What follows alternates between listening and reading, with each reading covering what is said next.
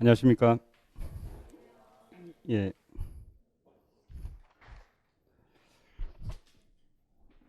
제 글씨가 맞는 것 같아요. 아, 어제부터 수업이 없었네요, 오후에. 어, 자, 4.6.5 할 차례죠. 130페이지. 30페이지. 일단, 이제, 수열의 수렴성, 수열 극한의 뭐 정의를 살펴봤어요. 그죠? 우리가 수열 극한에 대해서 살펴보고 있잖아요. 몇 번 썼으니까 이제 말로만 합시다. 수열 극한의 정의, 입실론 라젠 방법으로 정의했고요. 그 다음에 수열 극한의 성질, 수열 극한이 존재하면 유일하다. 그 다음에 뭐예요? 수열 극한이 존재하면 유계이다. 다시 말해서 수렴 수열은 유계이다.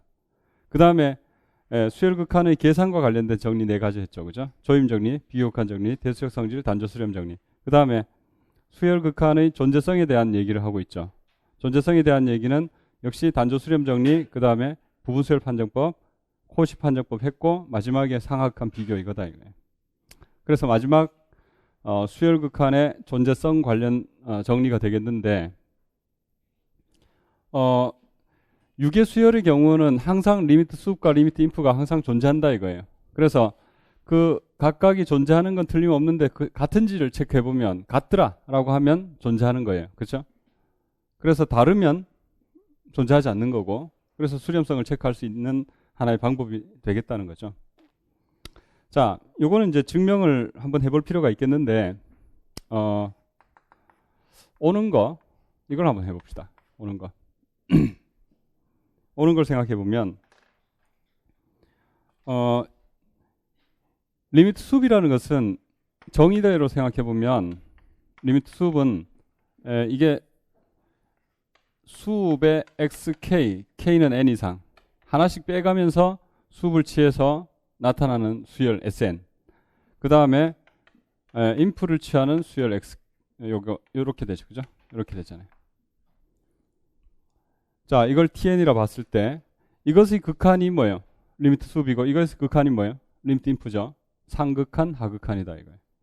근데 틀림없는 게 사실 이 둘의 관계, 이 둘 사이에 뭐가 들어가죠? xn이 들어있다 이거예요. xn이 이렇게 돼 있잖아요. n항 이상이니까 여기 xn항이 포함되어 있죠. 그것을 포함해서 수업을 취했으니까 크거나 같고, 이건 당연히 인프니까 작거나 같다 이거예요. 끝났잖아요. 근데 이것의 극한값이 뭐예요? 극한값이 리미트 수업이잖아요. xn. 극한값이 뭐예요? 리미트 인프잖아요. 그래서 이게 둘 다 x라고 가정한 거죠. 오른쪽을 가정했잖아요. 따라서 조임 정리에 의해 뭐죠?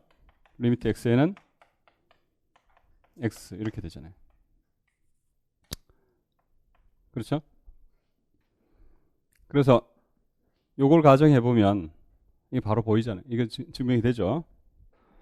증명이 된다 이거예요. 자, 반대쪽으로 가봅시다. 요거. 자, 리미트 xn이 존재하고 x다라는 가정을 했어요. 그러면 sn의 극한값이 x다, tn의 극한값이 x다 이런 사실을 체크해봐야 되겠죠, 그죠? 왼쪽에서 오른쪽. 일단 리미트 xn이 n이 무한대로 갈 때 xn이 x로 간다라고 가정을 해봅시다. 자, 이라 할 때 먼저 리미트 n이 무한대로 n이 무한대로 갈 때 리미트 수업의 xn이 x 요 사실을 보이자 이거예요. 그 다음에 이제 또 뭐 거의 같은 방법이겠죠. 이게 또 x로 감을 보이자 뭐 이런 얘기. 그러면 이제 요 사실을 체크하기 위해서 뭘 해보냐면은 정의대로 이제 sn을 가지고 와야 되겠죠. sn 이꼴 수업의 xk, k는 n 이상, 요것이 x로 간다. 요 사실을 체크하고 싶죠. 그래서 일단 요걸 두면 Sn 이꼴 수배 xk, k는 n 이상, 자 n인 n에 대하여 이라 두자 이거예요.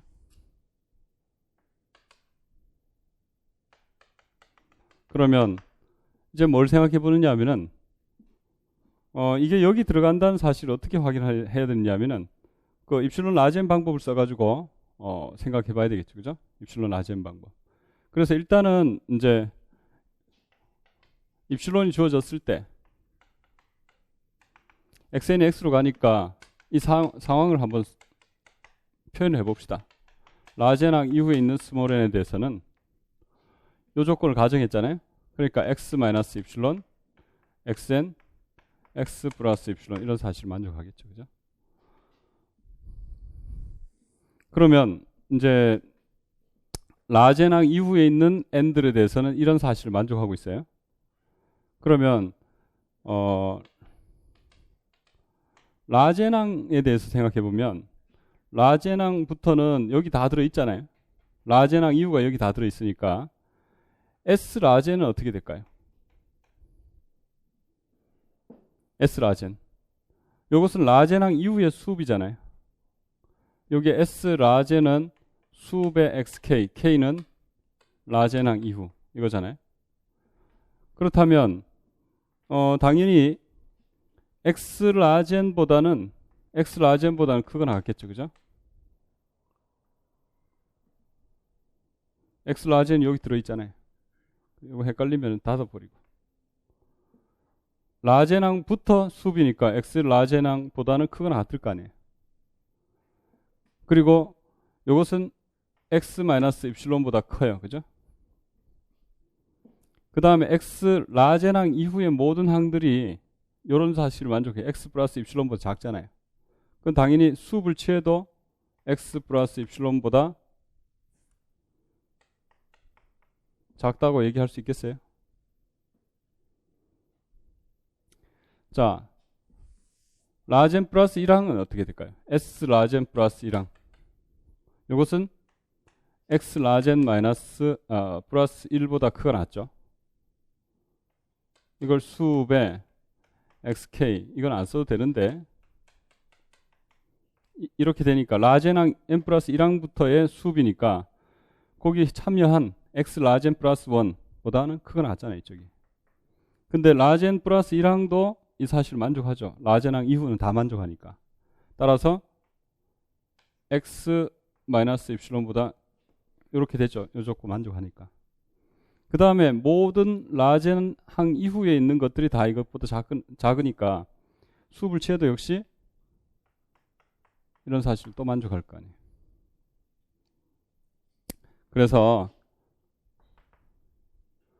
결국 따라서 뒤에가 우리가 원했던 거잖아요.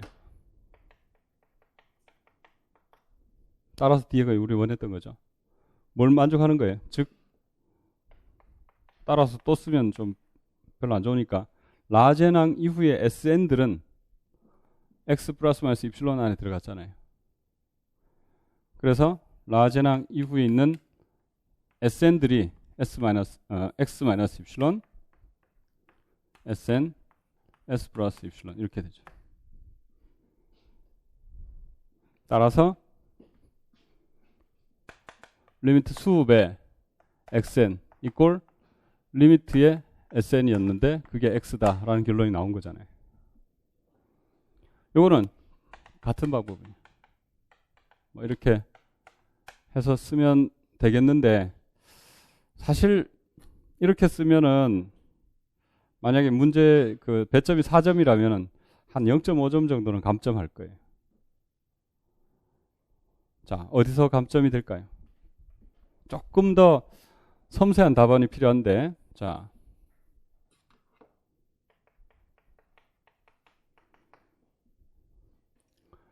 분명한 것은 여기 라젠항 이후의 스몰 n에 대해서는 xn들은 분명히 이 둘 사이에 있어요, 그죠? 그러면 라젠 번째의 라젠항을 생각해 본다면 S 라젠은 수보다는 당연히 작거나 같아서 x 라젠, 그 다음 x 라젠을 여기 대입시켰을 때 x 마이너스 입실론, 이건 뭐 문제 없죠. 근데 xn들이 라젠항 이후의 xn들이 항상 x 플러스 입실론보다 작아요. 그렇다면 그것의 수도 x 플러스 입실론보다 작다. 이거 맞나요? 자, 여기서 이거 작을까요? 예. 자, 작다는 것은 보장이 안 되죠. 뭐가 될까요? 작거나 같아져요. 왜? 지금 뭘 알게 된 거냐면은 라젠항 이후의 스몰 n에 대해서 xn들은 x 플러스 입실론보다 작으니까 이게 뭐예요? 하나의 상계가 됐잖아요. 이런 xk들에 대한 상계.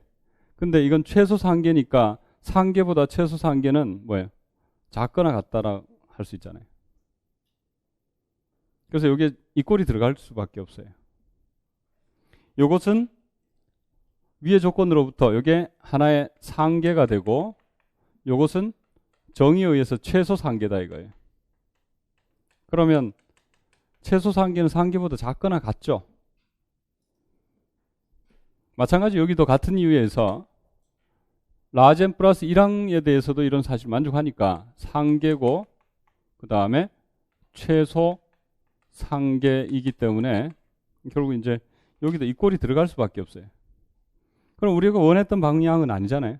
그래서 엄밀하게 생각하면 여기를 애초에 2분의 입실론 잡아놓는 건 가능하겠죠, 그죠? 뭐 이런 정도는 계속 해왔잖아요. 2분의 입실론 해놓으면 그냥 x 마이너스 입실론 한 번 더 써주면 되는 거예요. 그 다음에 여기는 뭐예요? 이 꼴 떼면 되잖아요. 입실론 이렇게. 그 다음에 여기도 마찬가지죠. 2분의 입실론 해놓고 x 마이너스 입실론 이렇게. 그 다음에 2분의 입실론 해놓고 x 플러스 입실론 이렇게 하면 보완이 되죠. 그래서 라젠항 이후 스몰 n에서 x 마이너스 입실론 s가 아니라 발음이 비슷하니까 x 마이너스 x 플러스 입실론. 예. 이렇게 이제 보완을 해볼 수 있죠, 그죠? 이렇게 이제 상악한 비교해서 극한 비교 판정법이다 이거예요. 상하극한 비교 판정법. 그 다음에 자 정리 4.5.7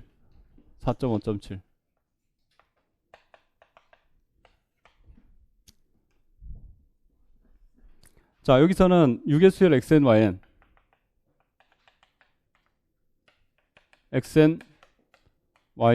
대하여 자, 이 생각해 봅시다. 첫 번째, 리미트의 대수적 성질 있죠, 그죠? 극한의 대수적 성질. 하극한 이거하고 이거 같을 것이냐. 그 다음에 두 번째, 상극한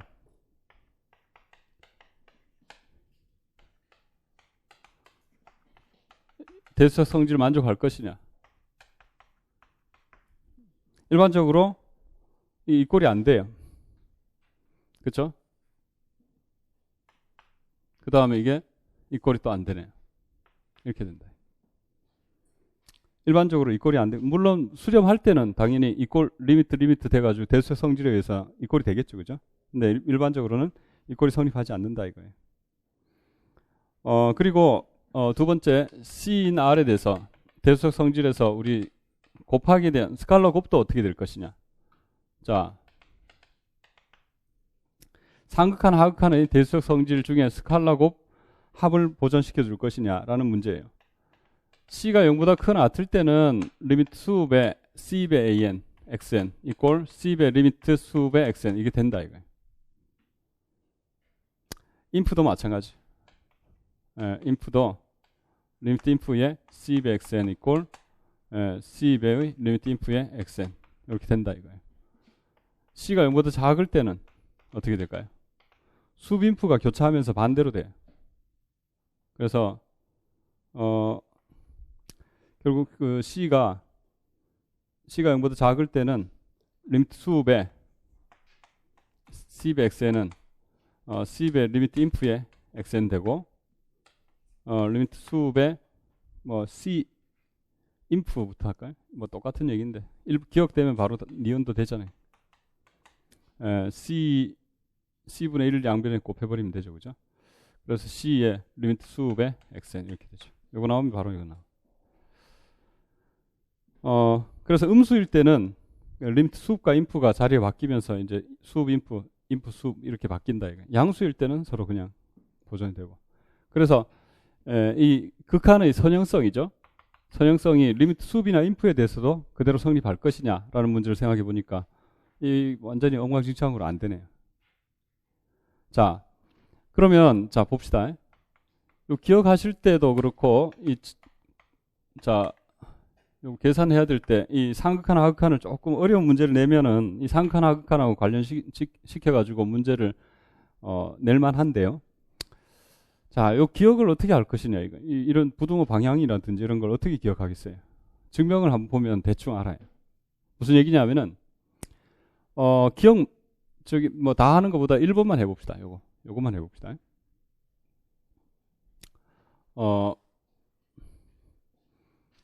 xn을 가지고 와서 지금 인피멈에 xk, k는 n 이상 요걸 an으로 두고 그 다음에 bn은 뭐냐면은 인피멈에 xk, k는 n 이상 이렇게 잡자. 그 다음에 cn을 뭘로 잡냐면은 cn을 인피멈에 k는 n 이상 xk 더하기 yk 이 세 개 an, bn, cn을 함수하게 봐요. 자, 이렇게 두면은 이것의 극한값이 리미트 인프의 xn이고 왜 이래요? 자, y. 자, 이것의 극한값이 리미트 인프의 뭐예요? yn이죠. 그 다음에 이것의 극한값이 리미트 인프의 xn 플러스 yn이죠. 그죠? 그래서 an, bn, cn 요 셋의 관계를 한번 생각해 보면 되겠다 이거예요. 에 대하여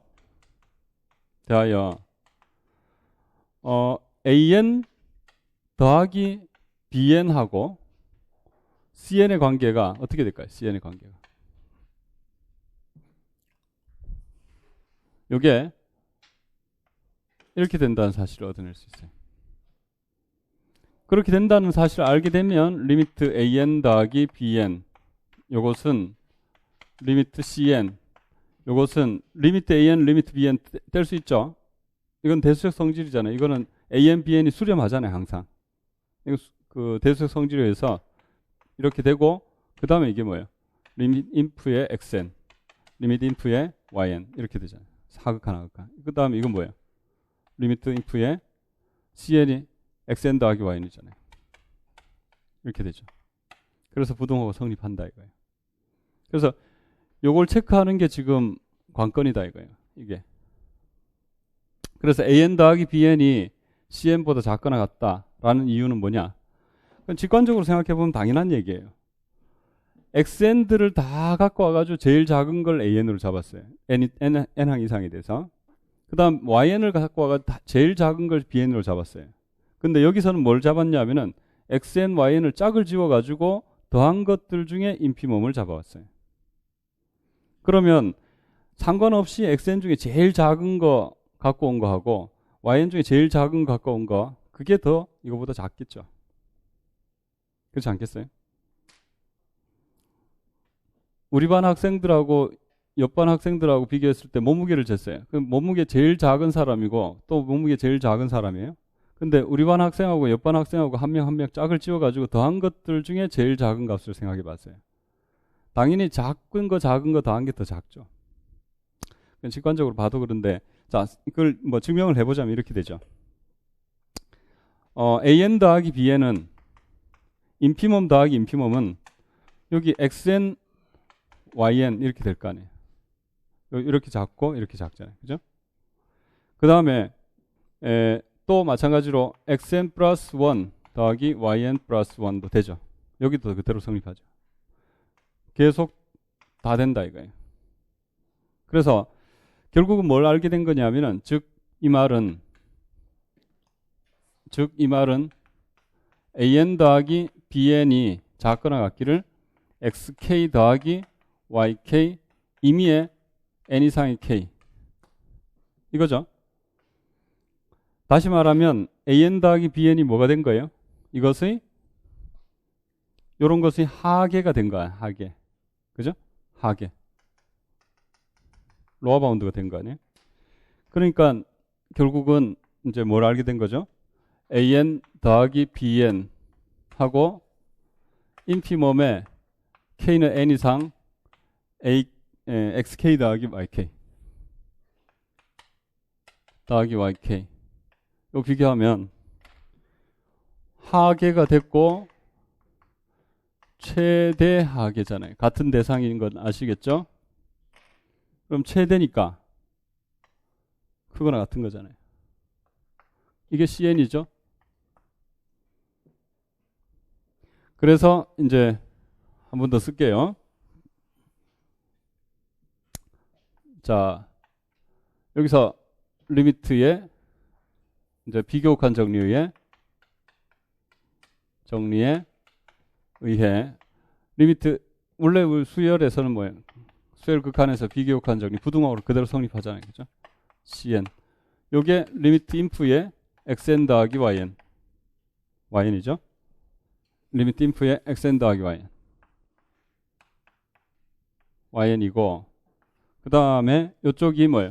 리미트 xn an 리미트 bn 인데 요게 리미트 인프에 xn 리미트 인프에 yn 이렇게 됐죠. 그래서 리미트 인프가 이렇게 된 거예요. 더한 것끼리의 인피멈하고 각각의 인피멈의 합하고 비교했을 때 각각의 제일 작은 거 더한 게 더한 것들의 인피멈보다는 작거나 같다 이거예요. 큰 거는 반대죠. 큰 건 반대라서 부등호 바뀐다 이거예요. 뭐 그런 정도로 해서 저 부등호를 기억해 두시는 게 좋겠어요. 뭐 나머지는 뭐 비슷한 아이디어로 확인이 되죠. 자, 4.6으로 갑시다. 자, 함수열.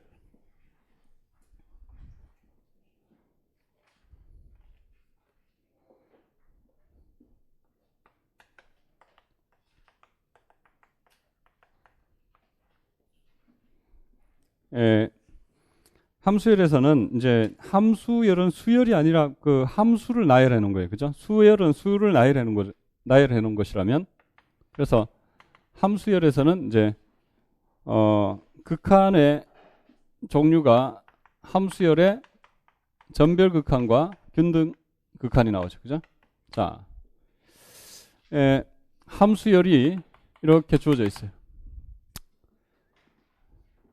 자, 여기에서 자, fn들을 나타내 보면 뭐 정의역이 여기가 2라고 생각해 봅시다.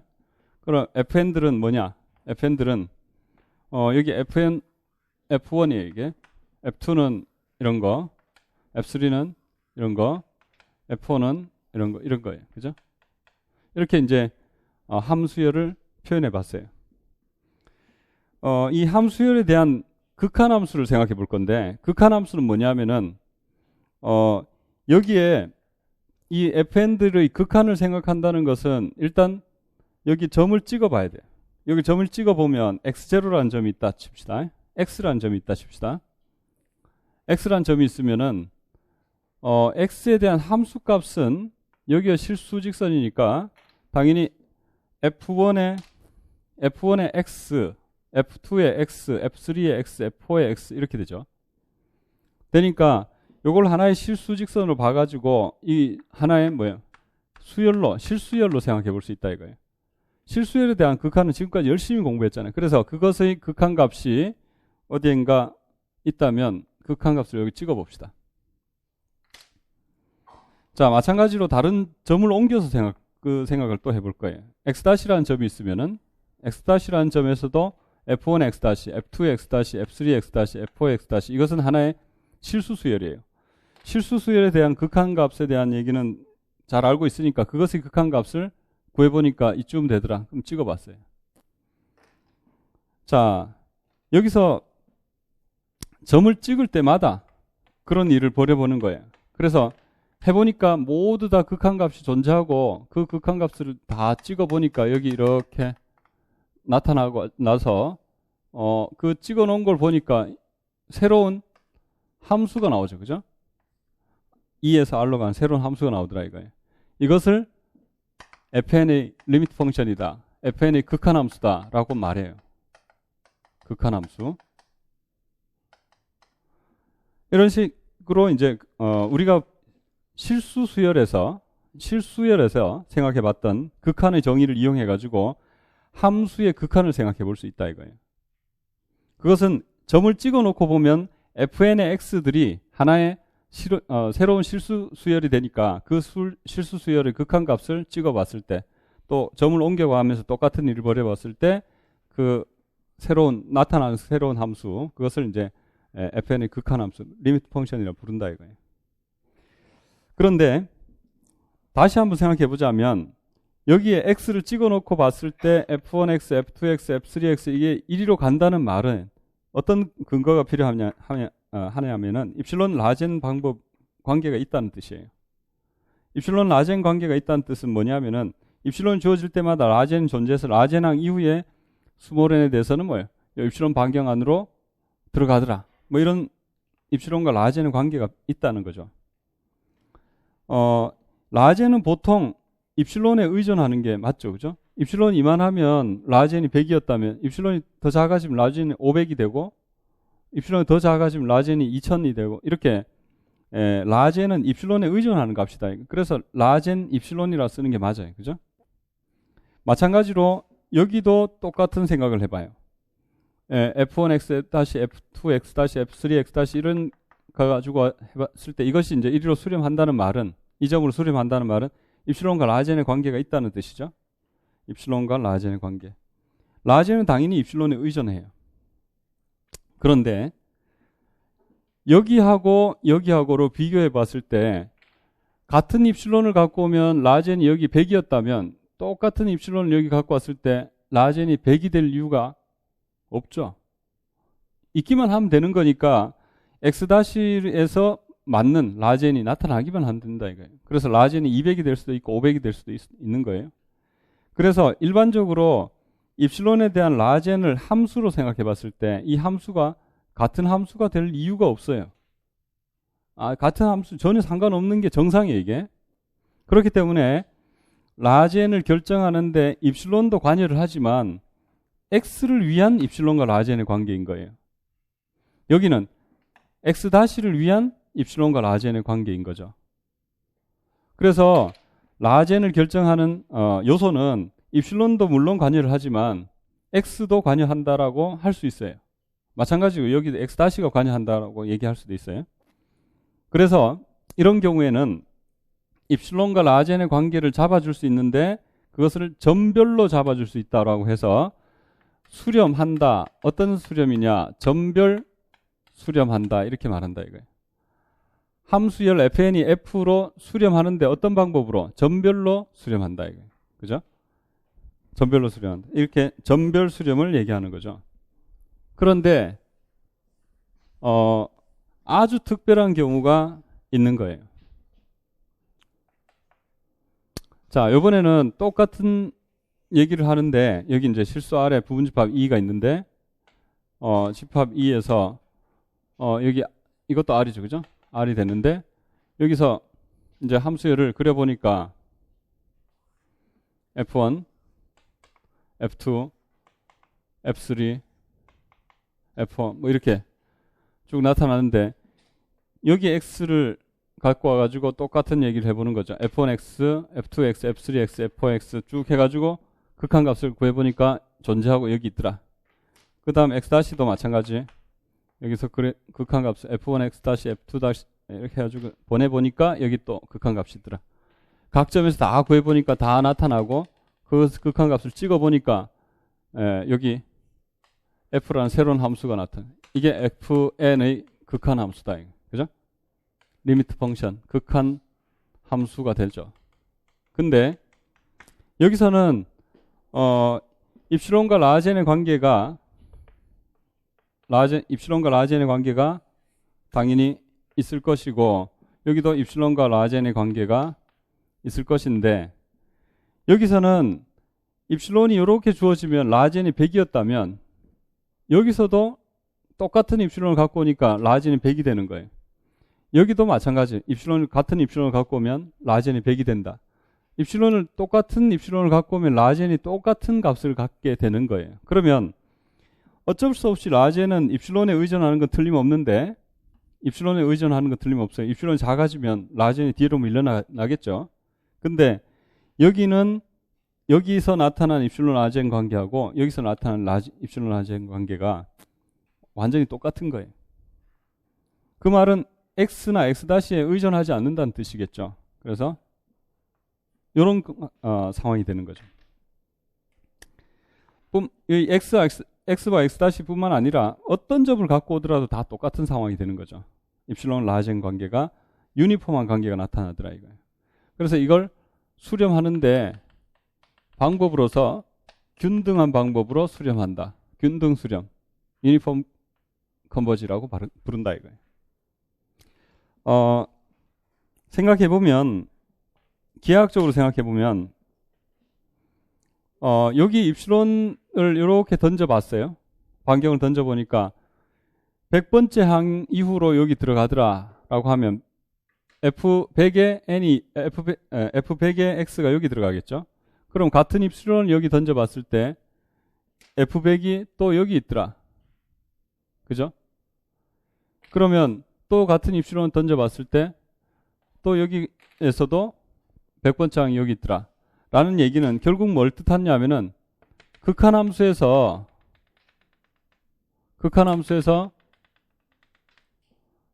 F 플러스 입실론, F 마이너스 입실론을 던지면 이 안으로 100번째 항이 뭐예요? 이렇게 몰려있다는 사실을 뜻하는 거예요. 그렇죠? 101번째 당연히 만족해야지. 100번째 항 이후가 다 돼야 되니까. 그래서 결국 이제 뭐 우리 책에서는 그림이 없는데 F에서 플러스 마이너스 입실론 반경, 플러스 마이너스 입실론 터널을 그려보면 요 안으로 라젠항 이후에 FN들이 들어가 있을 수밖에 없게 된다는 거 아시겠죠? 그죠? 그래서 기하학적으로 이렇게 이해를 해 두시는 게 좋겠다 이거예요.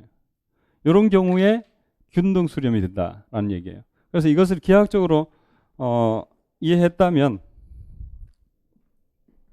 요 안에 들어가는 게 요 고불고불한 이런 함수들이 FN들이고 FN들이 라젠항 이후의 FN들이다 이거예요. 여기 들어가는 여기 요런 애들이 다 라젠의 FN들, 라젠항 이후의 FN들이다 이거. 그죠? 여기 FN N은 라젠항 이후. 이렇게 이제 이해해 주면 되겠죠. 그래서 이걸 이제 그대로 써볼 거예요.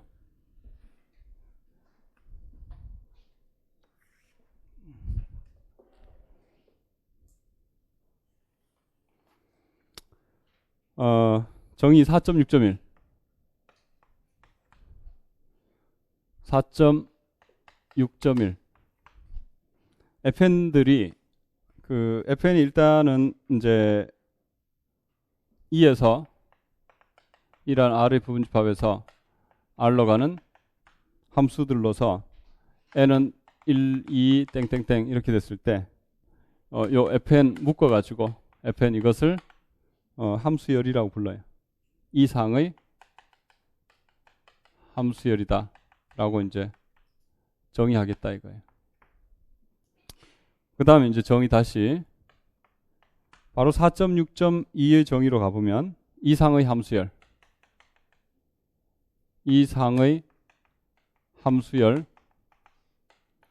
FN에 대하여 자 4.6.2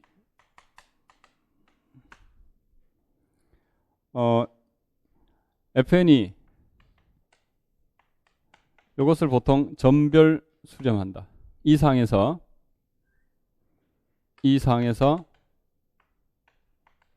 FN이 F로 이렇게 얘기하는 것은 점별 수렴을 뜻한다. 점별 수렴. 자, 이 전별 수렴의 정의는 뭐냐? 저 왼쪽에 거 전별 수렴의 정의. 이 말은 x가 주어질 때마다 f1x, f2x, f3x, f4x라는 이런 새로운 실수 수열이 나타나는데 그 실수 수열이 fx로 수렴한다라는 거예요. 그래서 각각의 점 x인 2에 대하여 f의 xn이 그 fn의 x가 fx로 수렴한다. 그래서 리미트에 n이 무한대로 갈 때 fn의 x가 극한값이 존재하고 그 극한값이 fx인 거죠. 그냥 이 수열이 an이라고 보면 an이 l로 간다는 뜻이에요. 근데 an이 x에 의해서 나타나는 수열인 거죠. 아무튼 그것의 극한값을 f의 x에 의존하게 쓸 수밖에 없는 거죠. 이걸 다시 쓰면은 각각의 x인 2에 대하여 요 뒤에 말만 다시 써봅시다. 요 말을 다시 풀어보면은 임의에 정확하게 얘기하자면 입실론에 대해서 라지 n 존재해서 만족하기를 라지n항 이후에 있는 스몰 n에 대해서는 an-l의 절대값이 입실론보다 작다. fnx-fx의 절대값이 입실론보다 작아지는 거예요.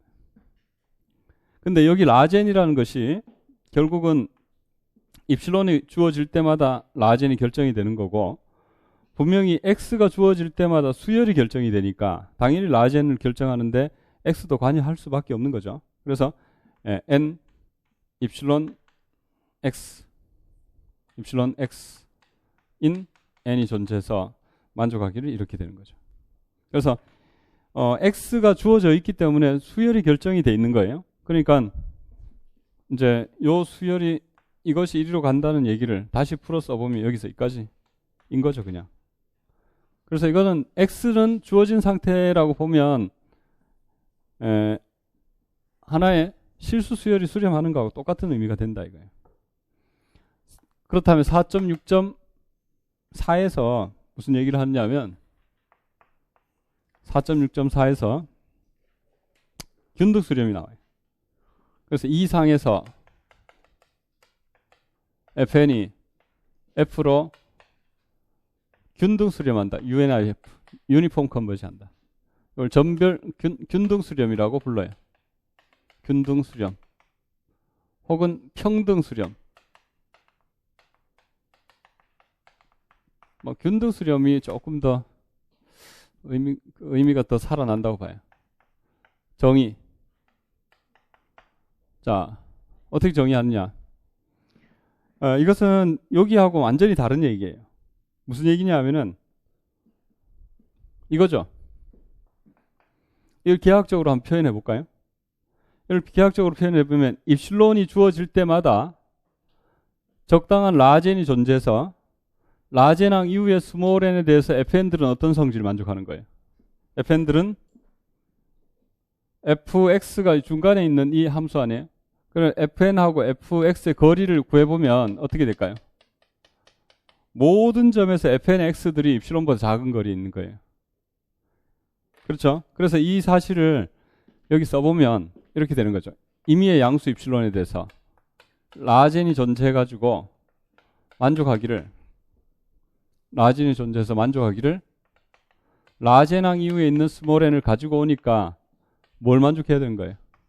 이걸 만족해야 되는 거예요. 이게 뭐냐 하면은 저기 f 플러스 마이너스 입실론 터널 안으로 fn이 들어간다. 라젠의 항 이후에 fn들이 들어간다는 얘기죠. 그 얘기는 결국 fn의 x하고 fx의 거리를 구해보면 입실론보다 작은데 이게 어떤 x인 2를 갖고 오더라도 x를 뭘 갖고 오더라도 항상 입실론보다 작아지는 거예요.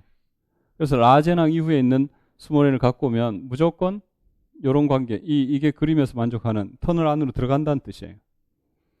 그러면 라젠이라는 것은 x하고 상관이 있을 리가 없죠. 그냥 라젠의 입실론에만 의존하는 라젠이 존재할 수밖에 없다 이거예요. 그래서 이렇게 이제 표현해 줘야 된다. 그러면 다른 건 됐고 이걸 다시 한번 생각해 봅시다. 입실론이라는 것이 생각해보면 fn의 x-fx, x인 2 하면은 요것은 항상 입실론보다 작은 거예요. 이미 x에 대해서. 그러면 이것의 수도 입실론보다 작다라고 얘기할 수 있죠. 그래서 똑같은 얘기를 해보면 이미 양수 입실론에 대해서 라젠이 존재해가지고 라젠 입실론 in n 이 존재해가지고 만족하기를 라젠항 이후에 스몰 n 지금까지 똑같이 쓴 거예요. 이면 여기 요 부분을 뭐라고 쓰느냐면은 fn-f의 숲놈이 입실론보다 작다 이렇게 쓸 거예요. 단 여기 수업의 fn-f 요것은 뭘 뜻하냐? 요거 뺀 것의 절대값의 수업값이에요. 그래서 그냥 일반적인 기호를 쓰자면 g의 숲놈 이거 뭐냐 하면은 gx의 절대값 수업의 gx의 절대값 x인 정의역 이렇게 되는 거죠. 지금은 이제 요 자리에 뭐가 들어가 있나요? fn-f가 들어가 있잖아요. 그러면 fnx-fx의 수값이죠. 수값. 그게 숲놈이다.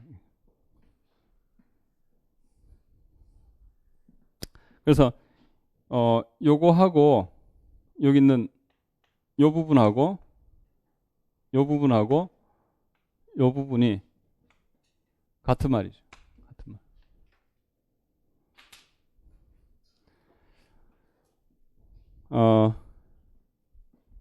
대충 얘기한 건데 사실은 이렇게 되는 거죠. 요런 것의 수값이 입실론보다 작으면 과거 원소들은 입실론보다 당연히 작죠. 수업이 제일 큰 게 입실론보다 작잖아요. 그럼 과거 원소들은 당연히 작잖아요. 그래서 밑에 있는 사실을 가정하면 위에 있는 사실 만족하죠. 그죠? 그럼 위에 있는 사실을 만족하면 밑에 있는 사실 만족할까요? 사실 아까 하고 똑같은 상황인데 이게 항상 입실론보다 작으면은 이것의 수업은 입실론보다 작거나 같죠. 그렇죠? 왜? 요게 입실론보다 작다면 이게 뭐예요? 이런 애들의 상계가 되는 거고 요 상계가 왔다면 뭐가 되는 거예요? 최소 상계는 상계보다 작거나 같아지는 거죠. 그죠? 맞나요? 여기 수비니까. 그래서 이 꼴이 들어가는 게 맞는데 안 넣어도 돼요. 왜냐하면 위에서 밑으로 내려올 땐 또 2분의 입실론 잡았다가 반 떨어뜨리면 되잖아요. 그래서 그냥 아무 문제 없어요 지금. 그래서 요거하고 똑같은 사실이라는 걸 확인해 둡시다. 자, 그런데 입실론이 주어질 때마다 라젠이 존재해가지고 요 값이 입실론보다 작다는 말은 이게 어디로 간다는 뜻이에요. 말 그대로 이게 제로로 간다는 뜻이에요. 그죠? 그래서 이게 뭐냐? fn-f의 숲놈이 어디로 간다? 제로로 간다는 뜻이에요. n을 무한대로 보내요. 그죠? 극한의 정의를 생각해보면 당연한 얘기잖아요. 그렇죠? 어차피 이건 양수니까. 0 이상이니까. 수값, 그 절대값의 수값이라서. 해서 이게 같은 말이에요.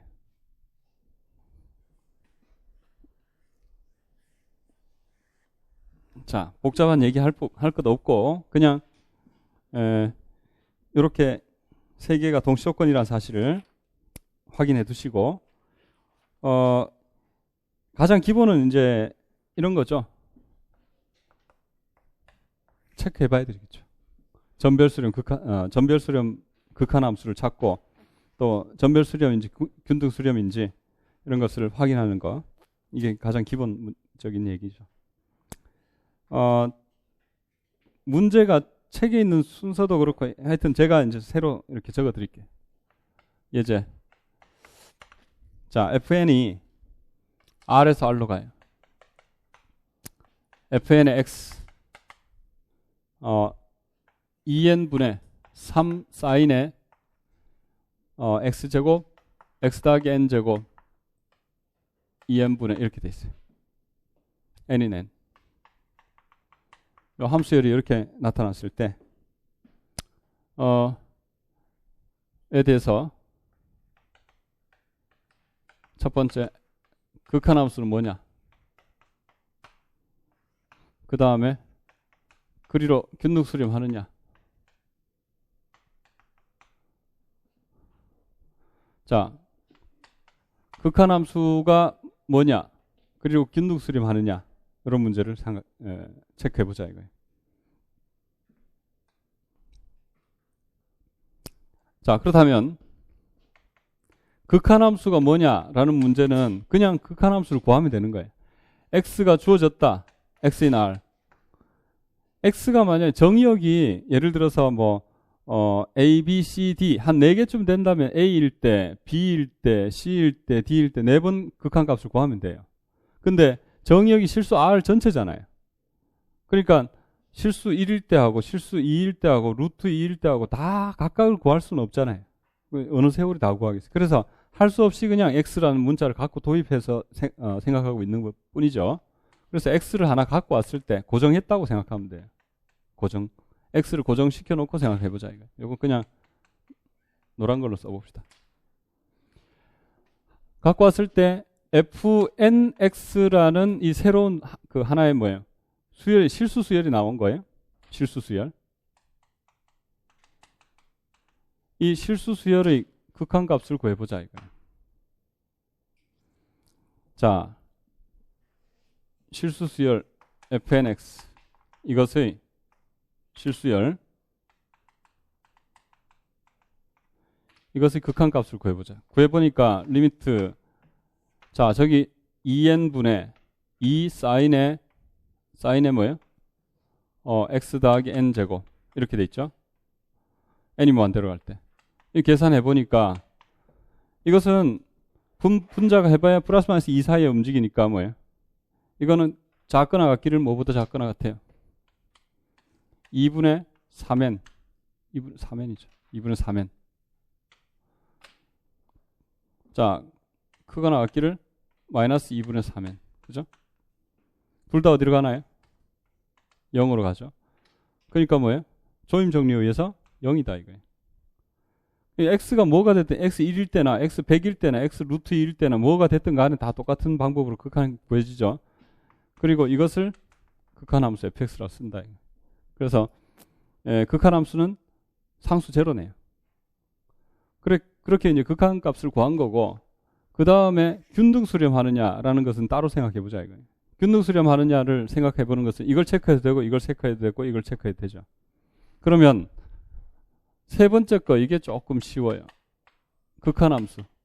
극한함수가 제로니까 자 fnx 빼기 fx의 수놈을 생각해 보면 이것은 이제 극한함수가 fx니까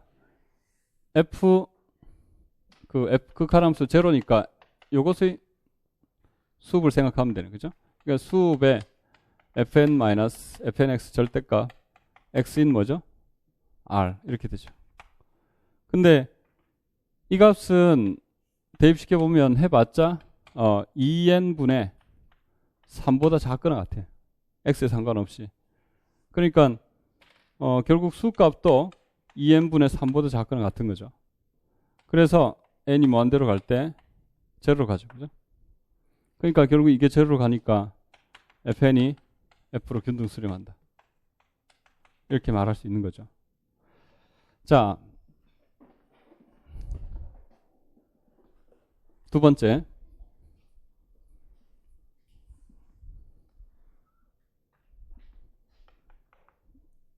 두 번째 보면 뭐 예를 들어서 fn이 r에서 r로 가요. fnx는 n분의 x, x인 r 이렇게 돼 있어요. 자, 에 대해서 fn이 극한함수는 뭐냐? 그 다음에 fn이 그 극한함수로 균등수렴하느냐?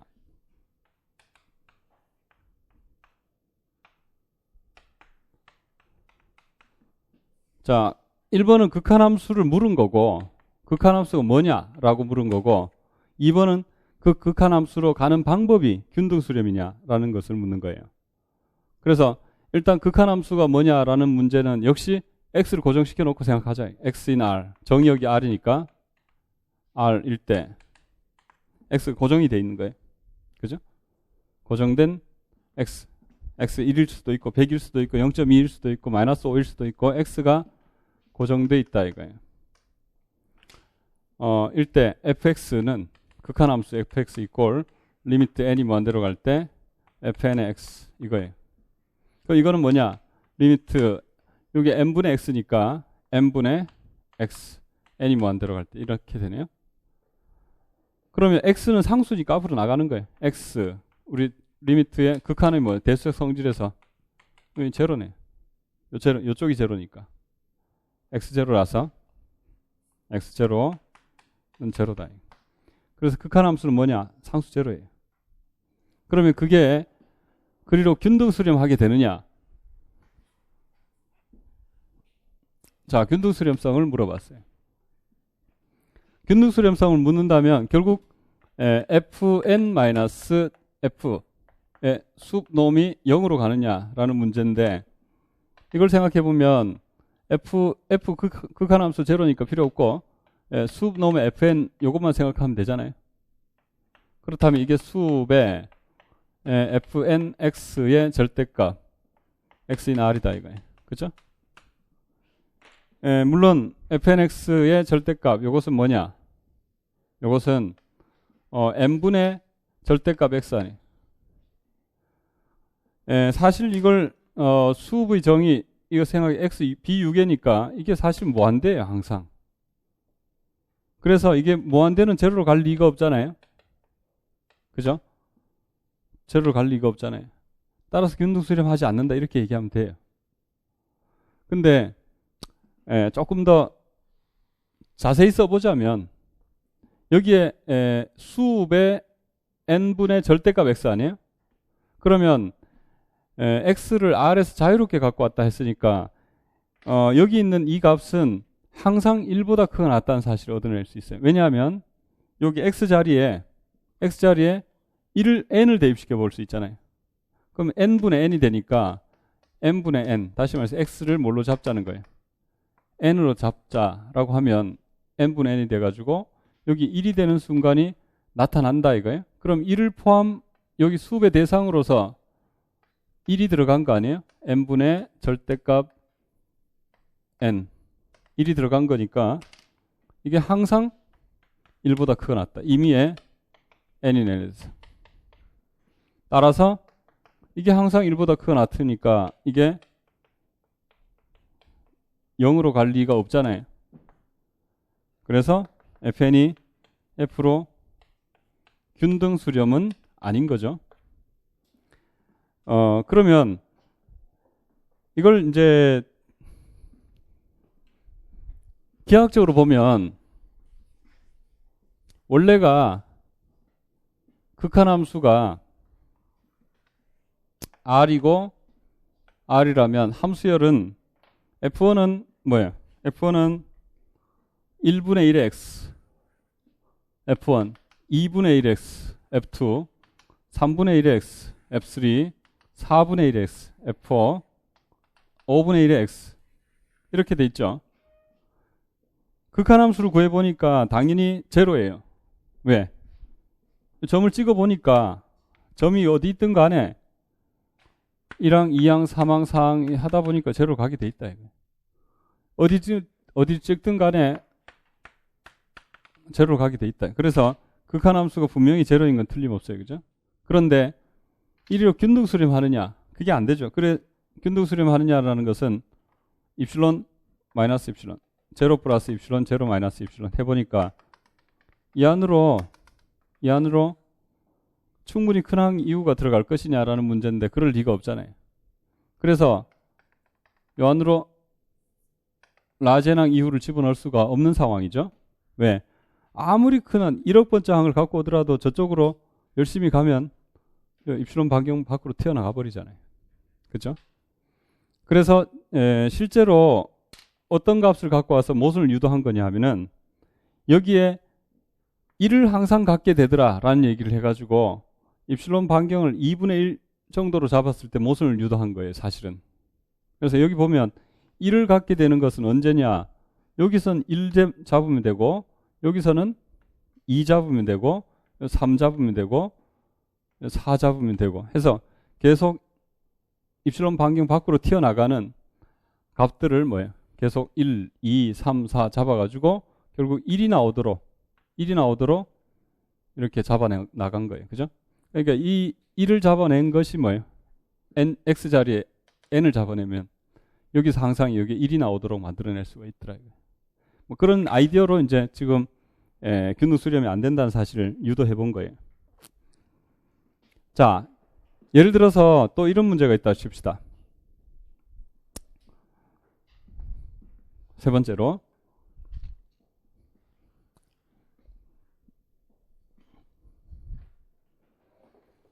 fn이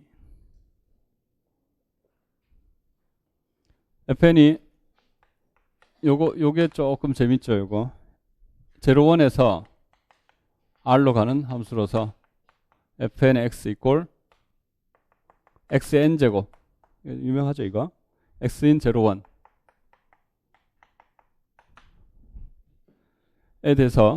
에 대하여 fn이 f로 뭐 극한함수가 뭐냐, fn이 그 f로 균등수렴하느냐, 뭐 이런 문제죠. 자, 이걸 체크해보자 이거예요. 역시 마찬가지로 극한함수 구하는 거는 그냥 전별 극한이에요. 그냥 함수, 그냥 수열 극한 계산하는 거 똑같아요. x인 r, x인 0,1이죠. 고정시켜놓고 생각해봐요. 고정. x가 상수다 이건 상수. 인 상태에서 fx 이꼴 리미트에 fnx인데 n이 무한 들어갈 때, 자 이게 리미트에 x의 n제곱이죠. n이 무한 들어갈 때. 그러면 x가 정의역이 0, 1이니까 결국 뭐예요? x가 x의 절대값이 1보다 작은 데서는 무조건 0로 가요. x가 절대값이 1보다 작은 것은 여기서 어디죠? 0보다 크게 나왔고 1보다 작은 데서는 0으로 가죠. 그럼 나머지 구간 x 1인 데서는 어떻게 되느냐? 1의 n제곱이니까 1로 가죠. 그죠? 그래서 극한함수는 이런 거예요. 그렇다면 그리로 균등수렴할 것이냐? 자, 두 번째, fn이 그리로 균등수렴할 것이냐? 그러면 fn-f의 수 놈이 이게 0으로 갈 것이냐라는 문제를 생각해 보라 이거예요. 자, fn-f의 수놈, 이번에는 이걸 생각해 봤을 때 수배 fnx 빼기 fx의 x는 0에서 1까지 이거 아니에요? 그러면 fnx-fx의 수업을 생각해 보면 실제로 지금 기하학적으로 생각해 보면 여기 1이 있고 여기 1이 있고 f1은 이렇게 되죠. x의 1제곱이니까 f1, f2는 이렇게, f3는 이렇게, f4, f100 뭐 이쯤 되겠죠. 그죠? 그래서 정의역이 0, 1이니까 여기 어떤 점을 찍었을 때는 그 점에서는 뭐예요? 0로 간다 이거예요. 그다음 이런 점에서도 마찬가지로 가다 보면 0로 가요. 근데 1은 계속 여기 고정돼 있으니까 극한함수가 뭐예요? 여기서부터 이렇게 돼 있는 거잖아요. 그렇다면 이게 자 fn-f의 수놈 값이 0으로 갈 것이냐라는 문제를 생각해 봤을 때 사실 이거하고의 거리의 수값은 1이죠. 아니겠어요? 자, 이렇게 아무리 거의 기역자도 아니고 니은자도 아니고 뭐죠 이게? 이렇게 딱 꺾여 있는 거의 한 100번째 항이 나오더라도 fn하고 f의 수값을 생각해 보면 여기 타고 거의 요 직선을 타고 그 선분을 타고 올라가는 것처럼 나와가지고 거리는 수값이 얼마예요? 대충 1쯤 나오겠죠. 그래서 이게 항상 1이 돼가지고 제로로 갈 수가 없어요. 그래서 그렇게 될 건데 그걸 이제 언제 어떻게 입증하겠냐 이거예요. 그래서 어떻게 할 거냐면은 그냥 여기 2분의 1쯤 한번 생각해 봐요. 2분의 1을 계속 나타낼 수 있다 이거예요. 무슨 얘기냐면 x자리에 뭘 집어넣으면 될까요? 그냥 2분의 1 집어넣으면 돼요. 두 번째는 2분의 1에 제곱해서 2분의 1 나오니까 2분의 1승 하면 돼요. 여기는 2분의 1에 3분의 1승 하면 세제곱해서 2분의 1 나와야 되니까. 다시 말해서 자 계속해서 이게 2분의 1을 갖게 되니까 제로로 갈 수가 없게 되는 거예요. 그래서 이걸 써보면 이렇게 되죠. 수배 자 fn의 2분의 1에 요 값이 노란 걸 씁시다. 요 값이 x의 n제곱이잖아요. n제곱이니까 요게 2분의 1이 나오게 하려면 x가 뭐가 될까요? x를 2분의 1에 n분의 1승을 주면 되잖아요. 물론 이것은 어디 있나요? 0보다 크고 1보다 작은 구간 안에 들어가죠. 뭐 정확하게 얘기하자면 0보다 크거 나왔고 1보다 작은 데 들어가죠. 그러니까 이쪽은 2분의 1이 되면서 이쪽은 0이 된다는 뜻이에요. 1보다 작으니까. 극한함수가 0이었잖아요. 1보다 작은 데서는. 그래서 여기서 이제 그 수값은 대입 크거나 같기를 x자리에 2분의 1의 n분의 1제곱을 집어넣은 fn에 2분의 1의 n분의 1제곱을 집어넣고 f에 2분의 1의 n분의 1제곱을 집어넣은 이것은 절대값. 이건 제로가 되고 이것은 2분의 1이 된다. 그래서 이게 임의의 n인 n에 대해서 이것이 이거보다 크거나 같다는 사실을 유도할 수 있잖아요. 그렇죠? 왜? 특별한 한 값을 대입시켰으니까 수값은 그보다 크거나 같을 거예요.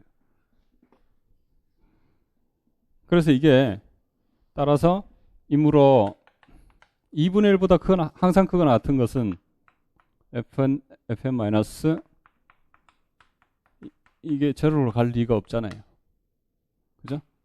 따라서 fn이 f로 균등 수렴하지는 않는다 이거예요. 이런 식으로 이제 기하학적으로 이제 생각해 볼 수가 있죠.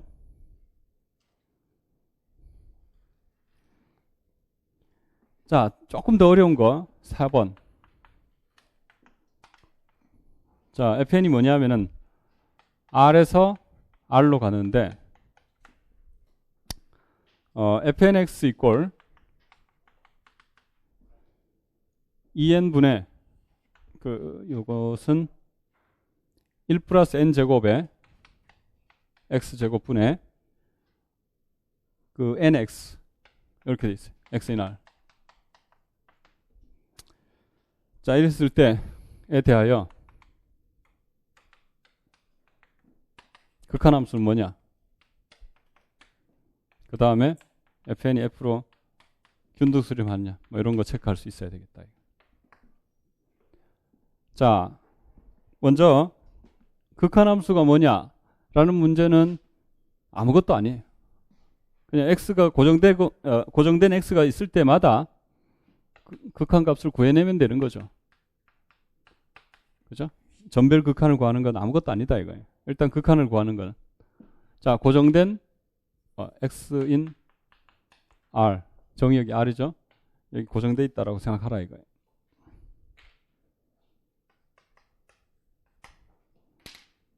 자, 에 대하여 자, fnx의 리미트를 생각해 보라 이거예요. 구해보니까 이것은 리미트에 n이 무한대로 갈 때 fnx는 뭐예요? 1 플러스 n제곱 x제곱분의 nx더라. 그러면 여기서 n이 무한대로 간다면 x가 제로가 아니라면 2차분의 1차니까 제로로 가죠. x가 제로만 아니면, 그죠? 제로 아니면 뭐예요? 요게 그 n제곱에 x제곱이니까 분모 2차, 분자 1차니까 제로로 갈 거예요. x 제로 되면 제로분의 제로, 1 플러스 제로분의 제로니까 항상 제로로 가요. 결국 이제 모든 경우에 다 제로로 간다. 그래서 두 가지로 나눠서 생각해 봤는데 결국 둘 다 함수값이 극한 함수가 뭐 제로네요. 그죠? 그래서 극한 함수는 제로라는 사실을 확인했어요. 그렇다면 이제 두 번째, fn이 균등수렴하느냐, fn-f의 수업놈을 한번 생각해 보자. 이것은 수값이기를 수업에 fn의 x 빼기 fx 이건 제로니까 필요 없고 결국 뭐예요? x인 r이다.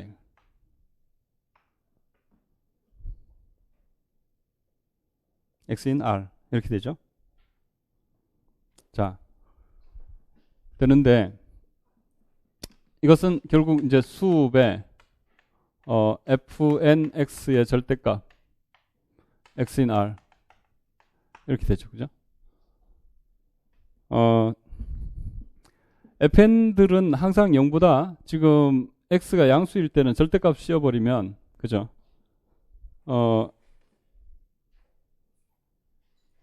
양수가 됐는데 저게 이제 그 수값이 0으로 갈 것이냐 라는 문제를 생각해 보자. 이거는 역시 1 플러스 n 제곱의 x 제곱분의 n 절대값 x 요걸 가지고 와서 이게 어떤 상수보다 그죠? 양의 상수보다 크거나 같은 x 값을 찾아낼 수 있을 것이냐. x에 뭘 집어넣으면 양의 상수를 얻어낼 수 있겠어요? 2차고 1차니까 x자리에 뭘 집어넣을까요? n분의 1을 집어넣으면 그죠?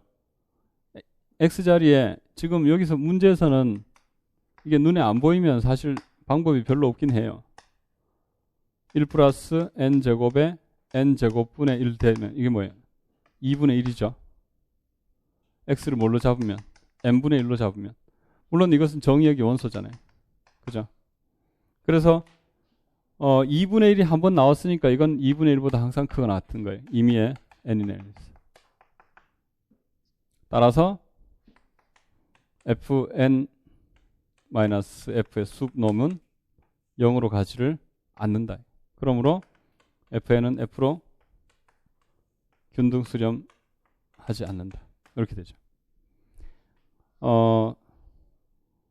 그래서 x자리에 뭐예요? n분의 1을 대입시켜 가지고 여기에 양의 상수가 나오도록 잡아주면 양의 상수보다 항상 크거나 같으니까 제로로 갈 수가 없다. 이렇게 되는 거죠. 근데 이게 눈에 딱 보이면 좋은데 안 보이는 경우는 어떻게 하느냐? 그때는 내부 극값 정리를 이용해서 맥시멈을 계산하는 방법을 생각해 봐야 돼. 사실은 여기서 아이디어는 어디서 나온 거냐면은 fn 프라임의 x 이 함수의 미분이 x 이꼴 n분의 1 대입시켰을 때 0으로 나와요. 이게 인계점이 된다 이거예요. 그래서 요게 그 미분이 0이 되는 점을 찾아가 대입시켜 보면 이렇게 될 가능성이 높죠. 반드시 되는 건 아니지만 그 문제는 뒤에서 다시 또 다뤄볼 거예요. 그래서 이제 함수열의 균등수렴과 전별수렴에 대해서 생각을 해봤어요. 그 다음에 정리 4.6.5로 가보면 4.6.5 동그라미 해볼까요?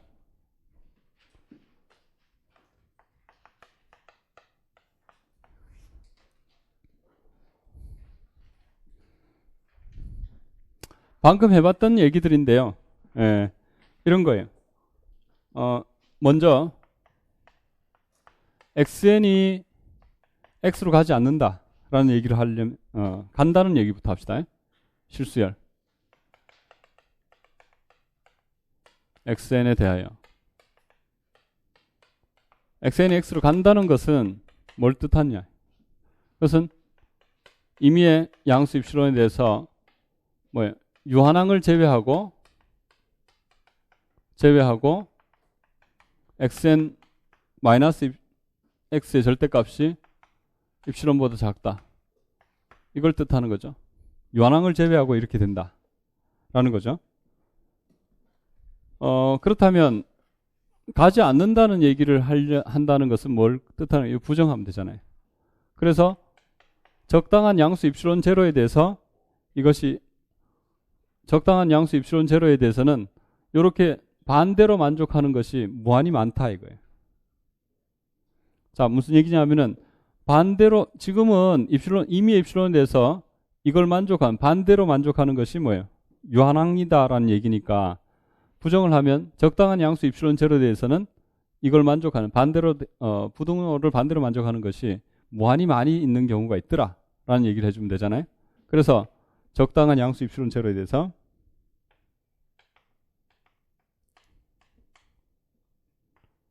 에 대하여 n인 n으로서 xn 마이너스 x의 절대값이 입실론 제로보다 크거나 같은 이것이 무한히 많은 경우가 있더라 이거예요. 그렇죠?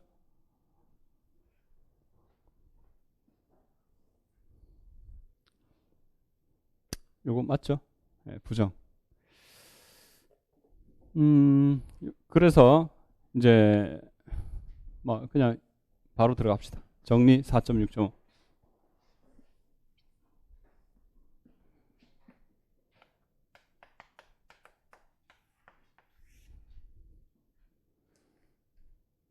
정리 4.6.5는 이제 이렇게 되죠. 함수열 fn에 대해서.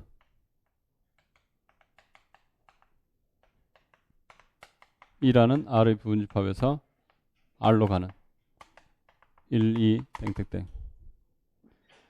자, 이것에 대해서 fn이 f로 균등 수렴한다 라는 말은 원래 정의가 fn 마이너스 f의 숲놈이 제로로 간다 이런 뜻이었어요. 그죠? 근데 부정은 부정이죠. 그럼 결국 요걸 하나의 수열로 생각하면 그게 xn이 제로로 가지 않는다 라는 얘기를 하면 이런 얘기가 되는 거죠. 그래서 fn 마이너스 f의 숲놈이 입실론보다 크거나 같게 되는 항들이 무한히 많다 이거예요. 그래서 자, 요런 얘기를 합시다. 적당한 양수 입실론에 대해서 적당한 양수 입실론에 대해서 입실론 제로에 대하여 n인 n으로서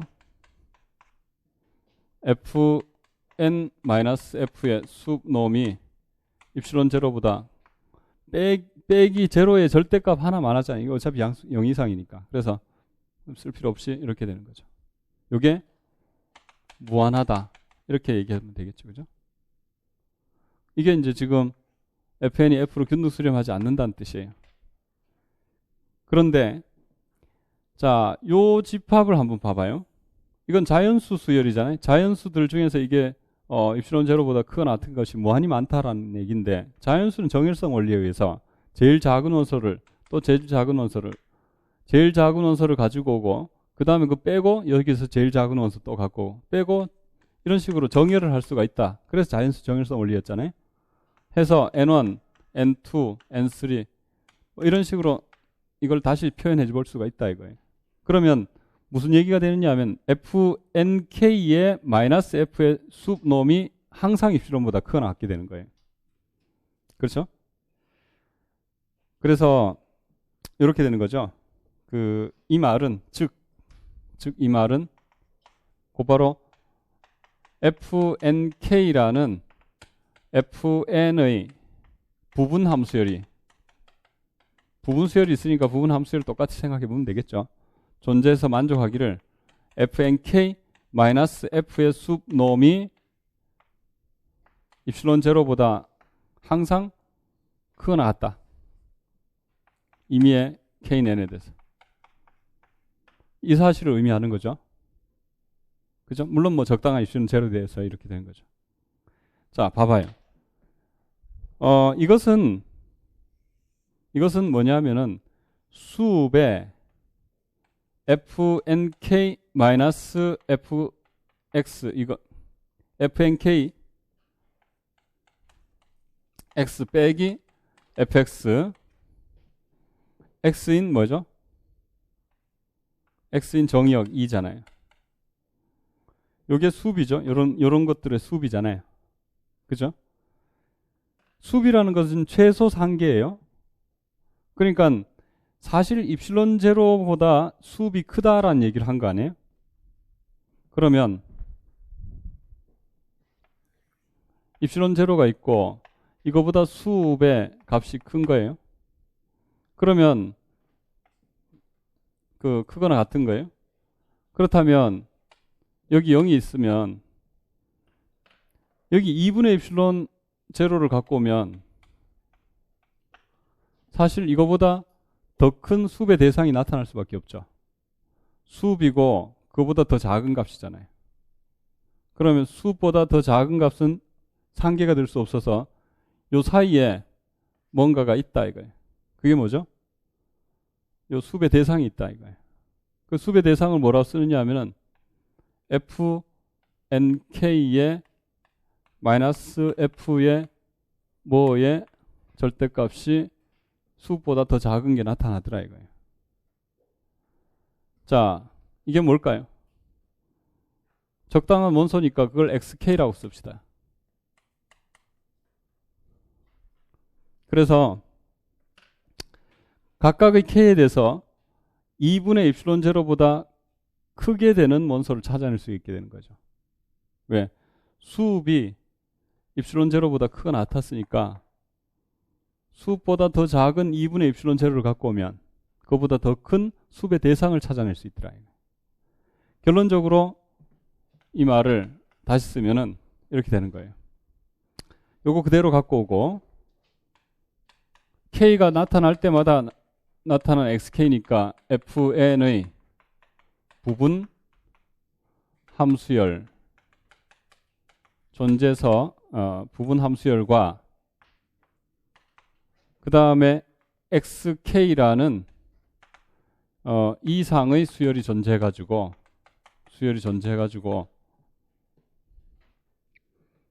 뭐 적당한 입실론 제로에 대하여 이렇게 씁시다.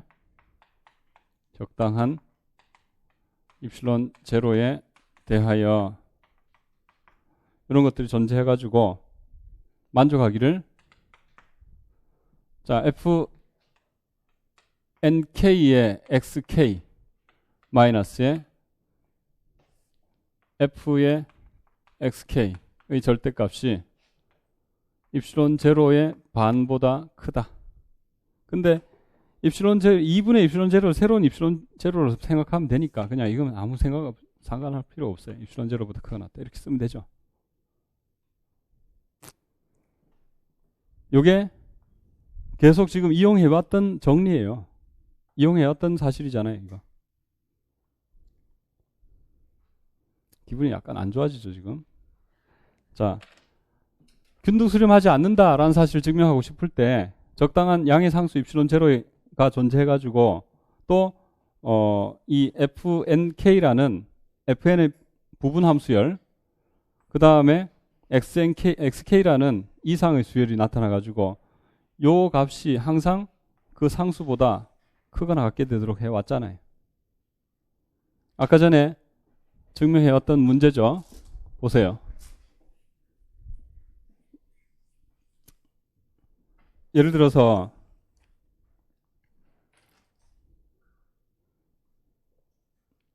지금 fn을 0, 1에서 r로 가는 함수열에서 fnx를 xn제곱 x인 0, 1이잖아요.